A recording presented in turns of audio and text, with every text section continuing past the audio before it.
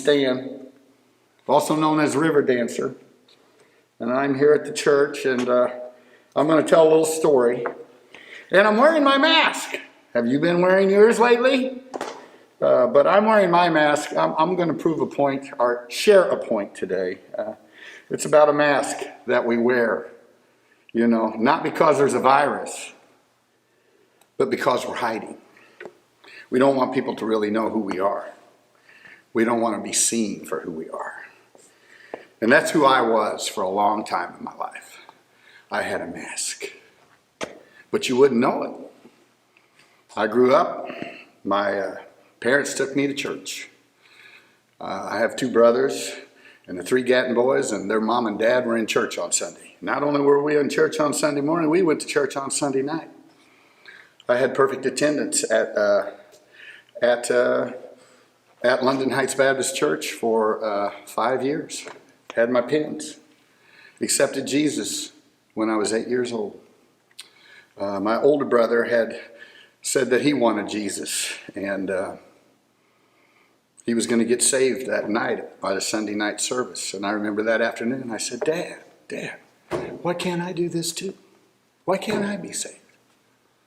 And he called Pastor, and I met with Pastor that afternoon, and they let me go forward that time too, and then I was baptized. And I had Jesus right here.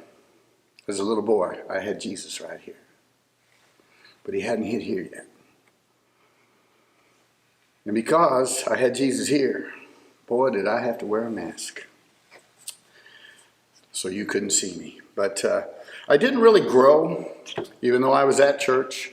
I had my experience, I would call, was a religious experience.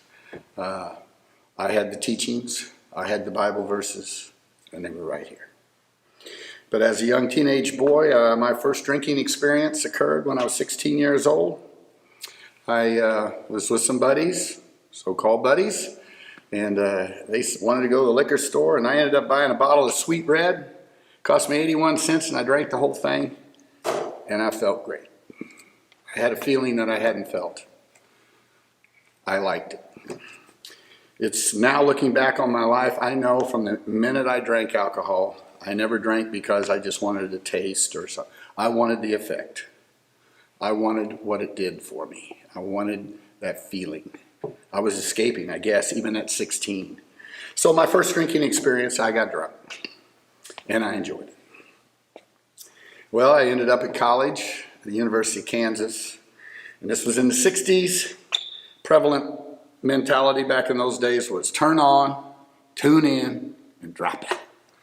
And that was the psychedelic drug age. I was in there at the late 60s.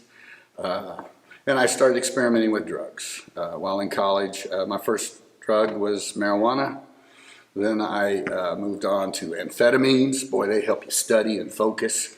And I needed that sometimes. So amphetamines were a real popular thing with me. But I found cocaine in college, and I found hallucinogens. So all of that was part of me. And I was doing all that for the effect. I just wanted to feel better. But while I was in college, I told you I went to London Heights Baptist. I think I mentioned that. I went to a Baptist church. But there was a cute little girl that went to London Heights Baptist. Not a cute little girl, a beautiful little girl. And her name was Joyce Marie Bishop. That's where I met my wife. We both attended the same church. And I would not be standing here today if God hadn't brought her in my life. She's one of those people that had a righteous lady that had a fervent prayer that was heard by God. There's some other people that were praying. Oh, so many people praying for me. But I was on this road, this path that was taking me further and further away from Jesus, further and further away from my religion. I'll give you a couple of experiences. I wanted to tell you a little bit about what I was like. And then also I'm going to tell you about what happened. And then I'm going to tell you about what I'm like now. And that comes under the phrase of the mask.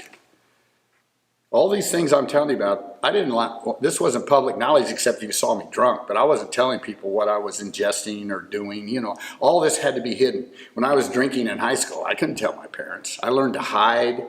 I learned to try to escape from. So I was wearing a mask all this time. But after Joyce and I were married, I had some death encounters. In the early 70s, I ran into a friend of mine who was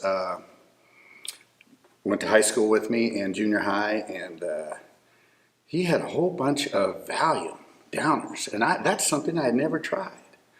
I was a mini white guy. You could take these mini whites. You could take 2 or 3 mini whites, and then an hour or two later, take 2 or 3 more mini whites, and you know, and you could drink a whole lot when you had amphetamines in you, and so that's the pattern I was used to. And he says, "Oh, well, you take these Valium just like you do amphetamines."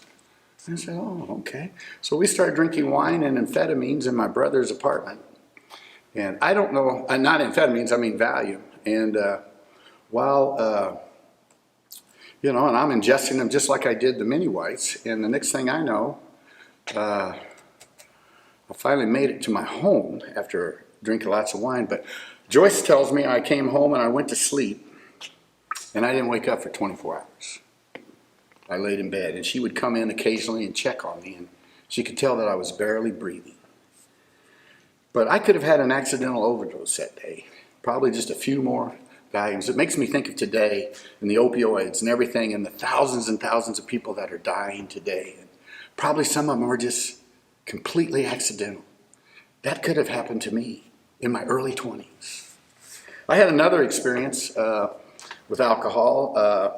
I'd been on an amphetamine run. And when you're swallowing amphetamines, you don't eat. So I hadn't eaten. And then I ran into another old friend of mine. We went drinking, and we thought we would drink shots of tequila. So I'm drinking lots of tequila on top of empty stomach with lots of amphetamines in me. When I finally made it home, we had a split level house, and Joyce describes the story. Some of this I go because Joyce is telling me. And sometimes we have stories and they don't quite line up. My story is a little different from hers. Hers is probably the more accurate because she wasn't drunk or wasted. But in this case, I remember I was at the top of the stairs. And the stairs were, a bedroom was up here, and there was a flight of stairs, a half flight in the kitchen floor. And she said I was at the top, and I was staggering, and all of a sudden I just kind of fell over, slithered down the steps, hit my head on the kitchen floor, and kind of convulsed there. She called an ambulance.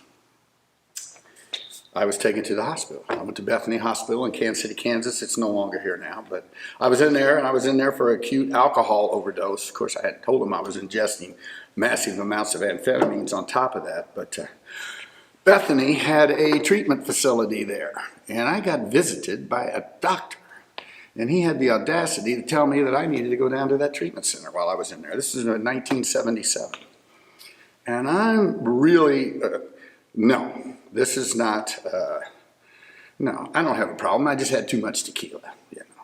I could handle that and control it, and I was refusing to go there, but, you know, remember, I'm wearing a mask. My behaviors, you know, it was very pointed. Joyce was never to tell anybody about my activities, my drug use, where I was, what I was doing, particularly not my parents. This was all to be kept quiet. And, you know, she lived under mortal fear, because if she would divulge and let a part of my mask off, she would catch you-know-what for that. I might not talk to her for days, you know, mature man that I was. But anyway, I have this overdose, and they want me to go in there, and my secret is out now that I've overdosed because I got taken to the hospital. That's hard to keep hidden. So I came up with a plan. I told them, okay, look, everybody, I don't need to go down there, but I'm going to quit drinking. I will quit drinking. And I'm going to buy a bracelet, and I'm going to put the date on there, my overdose, and I'm going to wear this bracelet around, and every time that I'm thinking about drinking, I'll look at this bracelet, and that's my promise to stop. And this will fix me. And I remember I say 30 days. Joyce says, oh, it wasn't but a week or two. But one day I was looking at that bracelet, and I said, I said I wouldn't drink. But I didn't say I wouldn't smoke dope. So I went right back to marijuana, probably the other drugs that I was taking at the time. And then once I'm in that state, once the green light's on, you know, alcohol came back. But I stayed away from tequila for a long time. But there are plenty of other substances out there. You know, if you can't tell by now, I'm chemically dependent. If there's a mood-altering substance that I ingest, I'm going to abuse it. That's just who I am. And then I'm going to bring this home now about getting unmasked. Was May 22nd, 1983. There was a half day of school for students, and the next day on the 23rd would be another half day, and then the school year was over. My year of teaching would be complete. I was ready for summer. I love summer. Gave me a lot more freedom. But anyway, on the 22nd, after the kids were let off at noon, I kind of left the building early that day, I remember. I was probably supposed to stay around, but I didn't. And I ended up getting alcohol. Then I got marijuana. Then I got some cocaine from some friends. I remember taking a hallucinogen. And life was crazy. I know at my house, Joyce had to escape the house and take the two girls, Beth and Jamie, my sweet, precious daughters, and they had to leave the house. And I know on the morning of the 23rd, I'm on the roof of my house, singing with my brother, drinking beer, and I'm supposed to go to work. And somehow or another, I didn't know where my car was. I didn't even have a ride to get to work, but I had another half day of school to complete. So ended up, I somehow got cleaned up, and I ended up at the school building the morning of May 23rd, but I was late. And when I arrived at the school building, it was obvious that I hadn't been there, because when you have a classroom with 30 kids and there's no teacher in there, that does become obvious, you know. And so I hadn't reported in that day. I was running late, and I showed up coming through the door. I was going to head into my classroom, and my plan was to get into my locked desk drawer where I kept a bottle of amphetamines, high-level amphetamines, 15 milligram digoxin, and I'd go right out to the fountain, take a couple of those, and I'd snap perfect. But I got intercepted in the building, coming into the building, by the vice principal. And he started engaging me in conversation, and he immediately knew that there was something wrong. He said, I want you out of this building. I don't want any students in this building to see you. You're not fit to be seen by anyone. Leave. And I said, I got a ride here. I just got left off. I don't even have a car. He says, well, the bell's going to ring. Kids are going to be in the hallway here quick. Right at the side of us was an open door, and it was into a janitor's closet. And he said, go in there. And he closed the door on me. And I'm sitting in this janitor's closet. The bell rings. The students are in the hallway. You can hear the noise of the kids and the talking and the laughter. And I'm in this janitor's closet. And I'm wondering, how in the world did I end up here? This is another one I can't hide. I'm trapped in this closet, and you know, I think a moment of clarity was arriving for me at that time, because you know, I was thinking, man, this is not me. Why am I here? Anyway, so he got me out of the closet after kids were back in their classrooms, and he said, I'm going to take you home. So I got in the car with a gentleman that I love. I still call him on the 23rd of May every month, because this man did something extremely unique. One of the most precious gifts I've encountered. He took me home in his car, and for some reason I got honest. I said, you know, Larry, this is not the first time I've shown up at this building like this. This is just the first time y'all caught me.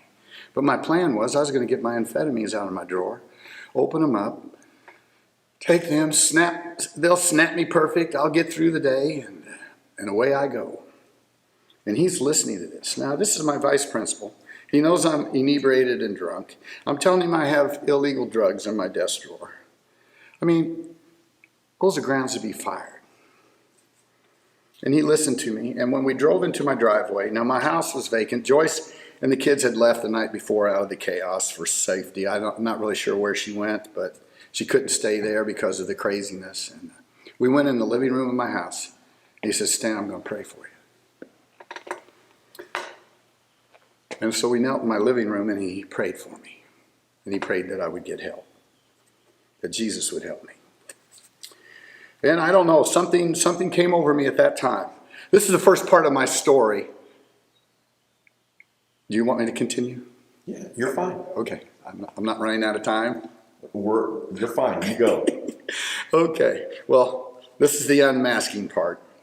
But after he left, and I was there in the home alone, I'd heard about this place called the Meadows. It was a treatment center out in Wickenburg, Arizona. Kansas City Royals baseball player went there previously to get help for his drugs and alcohol problem. And after he got out of the Meadows, his story was made public. It was in the Kansas City Star, and I read his story. And I read about all the different drugs that Daryl was doing and things he was doing. And I had a lot of similarities with Daryl Porter. And these crazy episodes that would occur in my life where I would be total insanity, and Joyce had filed for divorce one time, and I would tell her, Joyce, one of these days I'll go to the Meadows like Daryl Porter did. Well, that afternoon after that prayer, I called the Meadows. I said, hi, I'm Stan Gatton. I live in Kansas City, Kansas. I'm not sure if I have a problem, but I would like to come there and see. And they said, well, Mr. Gatton, right now we don't have any beds available, but on the 29th we can take you. I said, put me down. But a spirit had happened from the 23rd of May to the 29th of May. I didn't drink. Joyce took me to the airport that day. And now Joyce is ready for divorce. She had already filed once. You know, the marriage was problematic from the get-go. She thought she married a nice Christian little boy that went to London Heights Baptist, and she got this other guy. And it was pretty sad. And I remember her taking me to the airport, and I'm telling her, you know, I'm not really sure I have a problem, but I'm really wanting to go there and find out. And I sure hope they can teach me how to drink and drug normal. So that was my objective. But I got to the Meadows, and when I arrived, this is my encounter. I just told you I'm about ready to get totally unmasked here, unbeknownst to me. But I get to the Meadows, and one of the first things they do, they put me in pajamas and a robe. And they said, you will wear these pajamas and you will wear this robe for 3 days. And I thought that was kind of strange. Took away all my possessions. I just had my pajamas and a robe. And everybody that came in there was treated the same way. I didn't realize it, but what was happening then, they were trying to tell me that I was a sick person. I was somebody who was really sick. I had a disease. They were calling it alcoholism. Of course, I now know it was alcoholism, but it was brought about by my sin nature. But that's another story. But so I'm walking around in my pajamas, and they're telling me, Stan, and I'm beating myself up. I have a lot of religion in me, and I'm thinking I'm really a really bad person. And my behavior was bad. And they said, Stan, you're not a bad person who's going to become good. You are a sick person who can get well. And that set home with me, that I was sick. I had a disease. Then I heard a little bit later about the disease of alcoholism, that no human power can relieve me of my alcoholism. No human power. I'm saying, I think, no human power. That means me. I can't relieve me of my alcoholism. But the other phrase they told me was, but God could and would if he were sought. So that's where I was introduced now finally, that maybe God could help me. All my early teachings in Sunday school and Bible verses and hearing the stories about Jesus, God could and would if he were sought. Well, one of the assignments they gave me when I was there, they wanted me to write down the first time I ever drank. And where was I? What happened? How did I feel? Trace that drink. Started drinking at 16. I'm now 33 years old. And so I'm writing down a lot of stuff on paper. I'm writing down a lot of stuff about my drinking encounters, my drugging encounters, my behaviors, the things I did. I'm beginning to see in black and white on a paper the hurt, the harm, the damage that I've caused to my precious wife, to my beautiful daughters, to the people that love me the most, my aunt who prayed for me constantly, my father who I was a business partner with, all kinds of just wreckage and run. I'm looking at all this. And there was a night in my room. I was still writing, and I just started weeping. I started weeping, and it was uncontrollable weeping. And I cried virtually throughout the night. But in that night, I cried out to God. I said, Jesus, I'm sorry. I need help. And I heard the sweet voice of Jesus at that time. Still as clear today. I know what he told me. He said, Stan, it's going to be okay. It's going to be okay. I could feel his forgiveness come upon me for this horrible person that was on paper.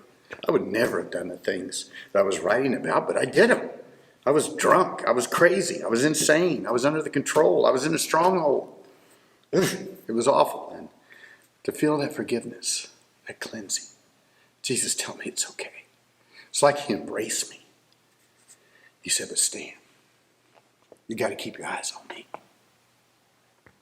You got to keep your eyes on me. And if you ever turn away, it'll be over. And I still know that implanted in my heart today, that I know if I ever go back out again, I won't be back.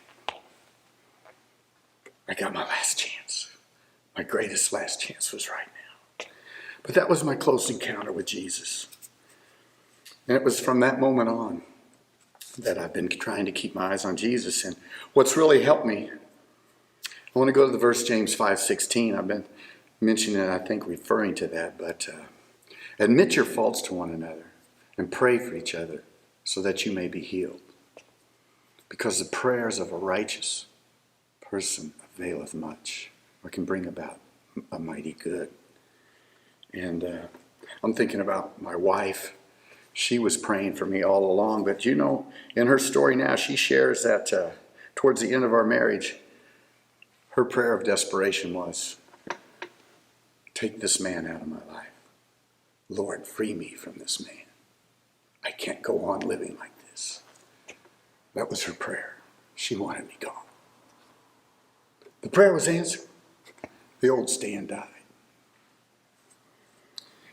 The prayer of that high school vice principal or junior high principal, Larry, that he prayed that I would find Jesus, and miraculously, I find Jesus in a secular treatment center. I wasn't in a church pew. I didn't hear a pastor talking to me. But I heard truths and evidence given to me, and I had biblical understandings from my past childhood. Train up a child in the way he should go. When he's older, he won't depart from it. I think I'm an example of that. So I have this encounter, but James 5:16 is a powerful verse. It started an entire movement. There were two men, Bill W. and Dr. Bob. One was a stockbroker, Bill W. Dr. Bob was a doctor. And they were alcoholics. And everything was in ruins. And in their desperation, searching for answers, they went to the Bible. And they claimed James 5:16. And together, they started admitting their faults. They started praying for each other. And day by day, they got sober. And they weren't drinking. And divinely inspired, months later, Bill W. sat down and in a matter of minutes on a yellow piece of paper wrote 12 steps. Those 12 steps have been my path. They've been how I've been led. And guess what? Those 12 steps come straight out of the Bible. Every step is saturated in verses beyond belief. I've been reading verses relating to every step for the last 30 years of my journey. And it's been just been an experience. But those steps, they're a path. So I talked to you about my mask. I've talked to you about my encounter. Now I'm going to talk to you about my path. I was set on this path. And those 12 steps, biblically inspired, two men who were desperate, claiming James 5:16. And they built those steps on 4 standards. The first standard was honesty. Up until I got into the Meadows, I was not honest. I wanted to hide everything about my life. I didn't want you to know, because if you really knew me, you probably wouldn't like me. And I wanted people to like me. So I had to learn honesty. And that's where those steps demand rigorous honesty. The next foundation or standard that those steps are built on are purity. I had to clean up. I had to admit, he who conceals his sins will not prosper. I had to get all this ugliness out of me that started on that piece of paper that I was writing. So I wanted to get pure. I started admitting to who I really was, what I was really doing. God started forgiving me. I sensed the forgiveness when I was in the Meadows and when I cried out to Jesus for help and he told me it would be okay. He was going to forgive me. And the longer I live now, the more I understand forgiveness and what that really means. And it's actually the ultimate love. Jesus and God's love for me. Their eyes are on us. They love us. And that's the third standard that these steps are built on. So we got honesty, we got purity, we got love. Learning about forgiveness, forgiving others. What a beautiful world that is. And then the last standard is, I'm not who I am today just by my efforts. It's what God's given me and it's how he's blessed me. And I can't keep this unless I give it away. So it leads us to unselfishness. So the pathway I've been striving to live for, I strive for a deeper understanding of these steps. I pray for God's wisdom so I can apply them to my life, and I want to share them. I want to give them away. And that's what I've been doing. So that's pretty much my story, but I have a little song I want to sing. Because these times are crazy, and this whole thing is crazy right now. Here it is on a Thursday morning, and you're going to see me on Sunday, and I'm supposedly talking to people right now, but I don't even see anybody. So it's strange. But I don't know. There were just a multitude of songs. I love music. I want to say right now, I miss church. I miss being here and being fed by Pastor Andy.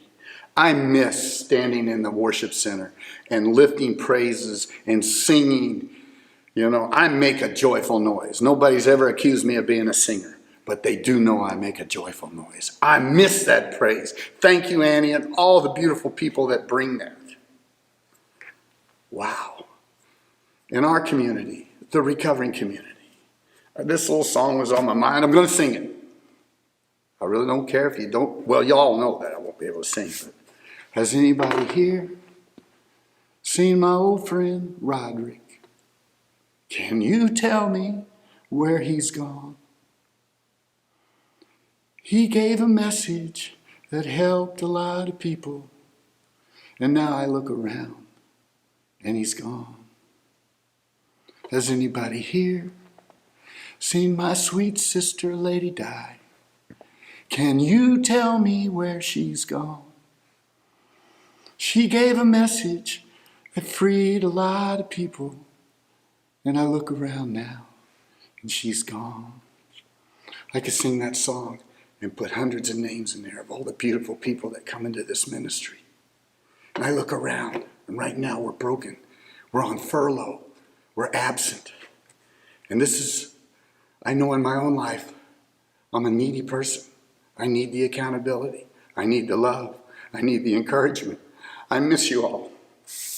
I pray that we get back. But I'm sitting here. I just listened to the latest CDC report. And they said last night, okay, if you're in an age group and if you're over 60, you need to stay away from people. And we don't know when you can come back and be around people. Well, I'm 70. Then they said, and if you got any underlying health issues, you must stay away from people. And I have a diagnosis right now, as I'm standing here talking to you right now. I'm anemic. I don't have enough red blood cells in my body. I don't have enough white blood cells in my body. Red blood cells carry oxygen. White blood cells fight infection. So anyway, I'm compromised health-wise right now. I have a weakened immune system. And guess what they say? Stay away from people. So, these are strange and troubling times, but One thing is constant: the love of Jesus. It was here before the virus, it's here during the virus, and it will be here long after the virus.